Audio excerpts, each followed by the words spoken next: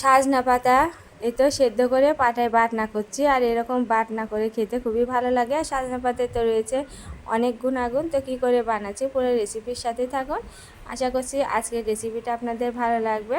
তো আমি এই তো প্যানে সরিষার তেল দিয়ে দিলাম। তো তেলটা গরম করে নিয়ে আমি এই তো কাঁচামরিচ দিয়ে দিচ্ছি। তো একটু গরম হওয়ার আগে কাঁচামরিচটা দিতে হবে, না হলে এই কাঁচামরিচটা ফুটে তেলগুলো চারিদিকে ছড়িয়ে পড়বে।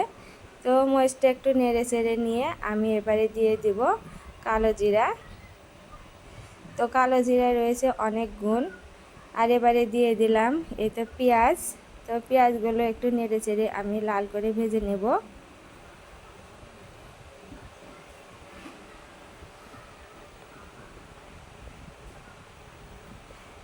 তো অন্য দিনে আমি শুধু রসুন দিয়ে করে দেখিয়েছি, তো আজকে একটু পেঁয়াজ দিলাম আর রসুন বাটা দিলাম আর পেঁয়াজ বাটা দিলাম।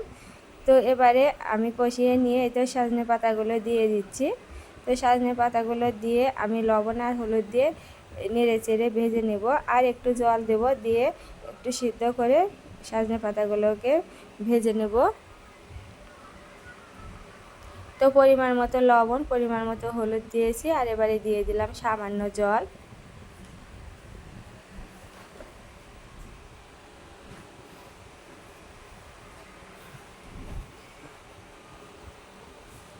তো আমি পরে আর একটু জল দিলাম সেদ্ধ হওয়ার জন্য। তো জল দিয়ে আমি একটু ঢেকে দিয়েছিলাম। তো ঢাকনা খুলে এবার কিছুক্ষণ এভাবে ভেজে নেব।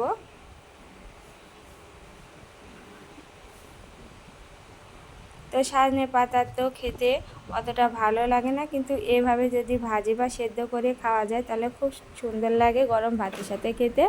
আর যারা সজনে পাতা খেতে চান না, তো এভাবে রান্না করলে খুব সহজেই তৈরি করে নিতে পারবেন এবং খেতেও ভালো লাগবে। আর যাদের তো ডায়াবেটিস আছে, তো প্রতিদিন এভাবে সামান্য সজনে পাতা নিয়ে এরকম সিদ্ধ করে খেতে পারেন গরম ভাতের সাথে। তো এর সজনে পাতার তো অনেক গুণাগুণ রয়েছে। তো আমি সামান্য জল দিয়েছিলাম, তো এই জলটা শুকিয়ে গিয়েছে। তো এভাবে নেড়ে ছেড়ে আমি সজনে পাতাটাকে ভেজে নিচ্ছি। আর আমি অল্প পরিমাণে সরষের তেল দিয়েছি। তো সরষের তেল দিয়ে সজনে পাতাটা ভেজে নিতে হবে। তো ভেজে নেওয়া হয়ে গেছে, এবারে তুলে নিলাম। তো এবারে সজনে পাতাটাকে আমি বেটে নেব পাটাতে। তো শিল পাটাতে সজনে পাতাটা বেটে নিলে খেতেও খুবই ভালো লাগে। তো বন্ধুরা, আমার আজকের এই রেসিপিটা কেমন লাগছে কমেন্টে জানাবেন। আর আমার চ্যানেলটিকে সাবস্ক্রাইব করে আমার চ্যানেলের পাশেই থাকবেন। আর যারা ফেসবুক থেকে দেখছেন আমার চ্যানেলটিকে লাইক এবং ফলো করে দেবেন। আর আমার আজকের এই সজনে পাতা বাটনাটা কেমন লাগছে কমেন্টে জানাবেন। আর এরকম নিত্য নতুন রেসিপি পেতে অবশ্যই আমার চ্যানেলের সাথেই থাকবেন। আর এই শিল পাতার সজনে পাতাটা খেতে অনেকটা টেস্টি হয়েছিল। আর সাথে তো কাঁচামরিচ ছিল, তো সেটা দিয়ে আমি বেটে নিলাম। তো ঝাল ঝালও হয়েছিল। আর একটা শুকনো মরিচ দিয়েছি। তো শুকনো মরিচের টেস্টটা অনেকটা সুন্দর হয়েছিল। তো খুব সহজে এভাবে বাড়িতে বানিয়ে নিতে পারেন।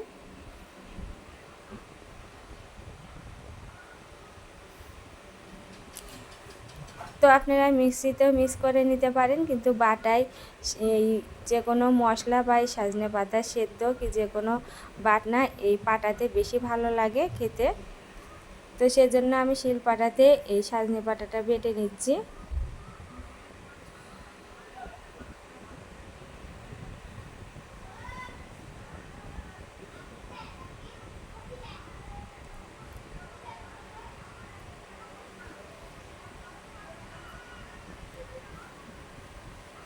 তো আমার সজনে পাতাটা বাটনা করা হয়ে গেছে। তো আমি একটু একটু করে বাটনা করে প্লেটে তুলে নিচ্ছি।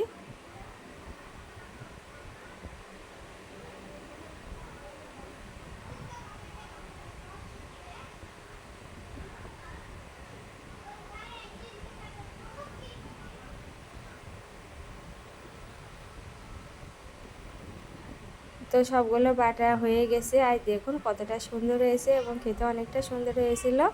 তো এই ছিল আজকের রেসিপি। আর এরকম সজনে পাতা গরম ভাতের সাথে খেতে খুবই ভালো লাগে।